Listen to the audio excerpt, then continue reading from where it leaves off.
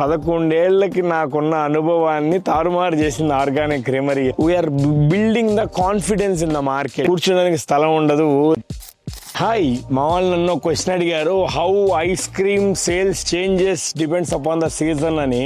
నేను ఒక ice cream manufacturer గా, ఐస్బర్గ్ ఫౌండర్ గా ఒక వర్షన్ ఉంది, ఆర్గానిక్ క్రీమరీ ఫౌండర్ గా ఇంకో వర్షన్ ఉంది. రీజన్ ఏంటంటే ఐస్బర్గ్ ఐస్ క్రీమ్స్ ఫౌండర్ గా రఫ్లీ నేను 11 ఏళ్లు పనిచేశాను. ఆర్గానిక్ క్రీమరీ ఫౌండర్ గా 1 year పనిచేశాను. 11 ఏళ్లకి నాకున్న అనుభవాన్ని తారుమారు చేసింది ఆర్గానిక్ క్రీమరీ. ఎందుకంటే సీజన్ కి మీ ప్రోడక్ట్ కి మాకు అసలు సంబంధమే లేదు. దట్టు మీరు ఫౌండర్ ప్రామిస్ ఇచ్చారు, జలుబు చేయదు, దగ్గు రాదు అంటున్నారు.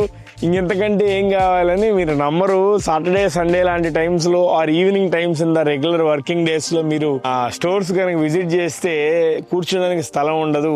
These are happy problems, I agree. But I want to just reveal only one thing, we're building the confidence in the market, number 1.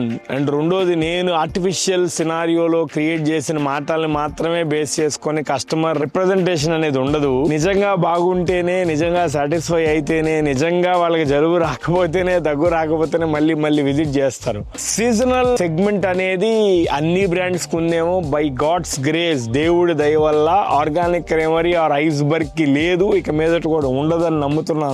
Yes, it has some minor representation of climate changes on the public in the terms of ice cream sales, but not iceberg. Thank you.